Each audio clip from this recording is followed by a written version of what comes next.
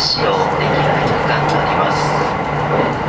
携帯電話ご使用のお客様にお願いいたします。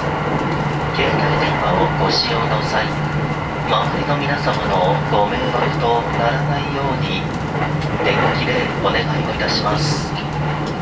受信の際、マナーモードに設定くださいますよう皆様のご協力をお願いいたします。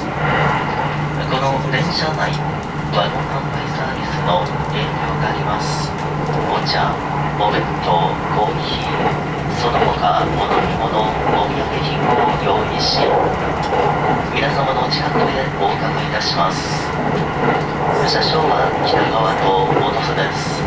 前原までご案内いたします。ありがとうございます。次は小松です。